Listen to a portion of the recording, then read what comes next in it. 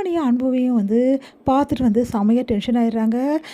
ஏன் இவங்க 2 பேரும் ஒன்றா இருக்காங்க, எப்போ ஒன்றா சேர்ந்தாங்க அப்படின்னு சொல்லிட்டு தாங்கவே முடியல. மயூரியாலையும் ஸ்வேதாவிலையும் அப்படியே பார்த்து டென்ஷன் ஆகி என்னடா இது அப்படின்றாங்க. நீ சீரியஸாக இருக்கேன்னு வந்தால் இந்த மாதிரி கை பிடிச்சின்னு உட்காந்துருக்க, ஏன் பொண்டாட்டி கையை நான் பிடிச்சின்னு சந்தோஷமாக இருக்கேன், இதில் உனக்கு என்னக்கா பிரச்சனை அப்படின்னு மாதிரி சொல்கிறாரு. அது கேட்டு செம்ம டென்ஷன் ஆகி நான் வரேன், ஏன்க்கா வந்தோன்னே போயிடுறேன் அப்படின்னோடனே பின்ன இங்கே என்ன பண்ணுறது, அதான் 2 பேரும் ஜோடியாக இருக்கீங்களே, இவங்க 2 பேரும் ஒன்றா சேர்ந்துட்டாங்க, இப்போ என்ன பண்ணுறது, வெண்ணிலா வேறு டென்ஷன் ஆகிடுவார், அவர் இங்கே அன்பு பார்க்க வராளே, இப்போ என்ன பண்ணுறது அப்படின்னோடனே வெண்ணிலா வந்துடுறாங்க. வெண்ணிலா கையில் ஒரு புக்கை எடுத்துகிட்டு வராங்க. ரொம்ப சந்தோஷமாக அன்பு பார்க்குறதுக்கு அந்த புக்கை கொடுக்கறதுக்காக வராங்க. கரெக்டாக கண்மணியும் அன்பு ஒன்றா இருக்கிறத பார்த்துட்டு வெண்ணிலா செம்ம டென்ஷன் ஆகிடுறாங்க. உடனே அன்பு வேணும்னே வெண்ணிலா பார்த்துட்டு அப்படியே கண்மணி கிட்ட, கண்மணி நீ இதுக்கப்புறம் போக மாட்டேல என்னை விட்டு, நான் எப்படி உங்களை விட்டு போவேன், இதுக்கப்புறம் நீங்களும் நானும் எக்காரணம் கொண்டு பிரிய மாட்டோம், நம்ம 2 பேரும் எப்போவுமே ஒரே மாதிரி தான் இருப்போம், ஒரே இடத்துல தான் இருப்போம் அப்படின்னு சொல்லிட்டு அப்படியே ஹக் பண்ணிக்கிறாங்க. சந்தோஷம் தாங்க முடியல நம்ம அன்புக்கு. இதையெல்லாம் பார்த்த வெண்டா செம்ம கடுப்பாகி அந்த பூவை தூக்கி விசிறடிச்சிட்டு போயிட்டே இருக்காங்க. அவங்களால தாங்கிக்கவே முடியல. இங்கே கண்மணி அன்பு நல்லபடி வீட்டுக்கு வராங்க. அதை பார்த்துட்டு சிவகாமிக்கு சந்தோஷம் தாங்க முடியல. சிவகாமி அப்படியே எழுந்து நிற்கிறாங்க.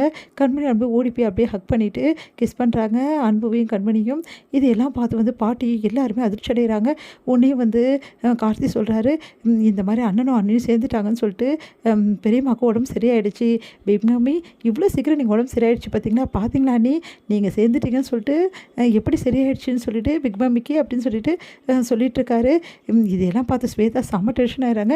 என்னது சரியாயிடுச்சா, ஆல்ரெடியே நல்லா தானே இருந்தாங்க, வேணும் தான் இவ்வளோ நாள் நடிச்சிட்டு இருந்தாங்க அப்படின்னு சொல்லிட்டு டென்ஷன் ஆகிடுறாங்க மனசுலேயும்.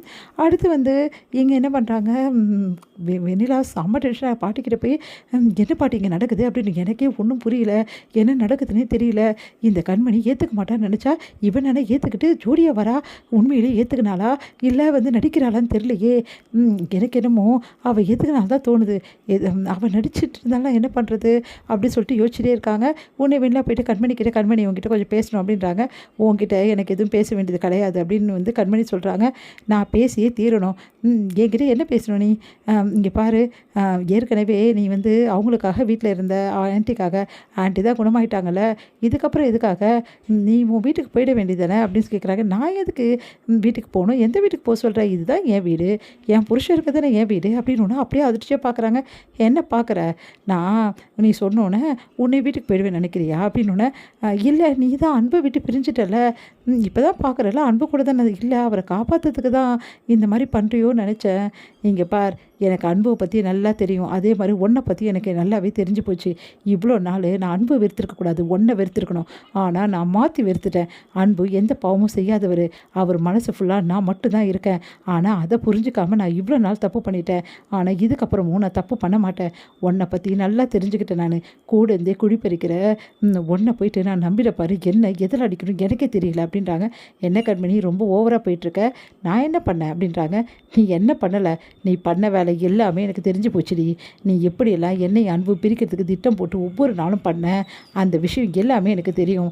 எப்படின்னு பார்க்குறியா, அது எனக்கு நல்லா தெரியும், நீயும் அன்பும் பேசிகிட்டு இருக்கிறது எல்லாத்தையும் நான் கேட்டேன்.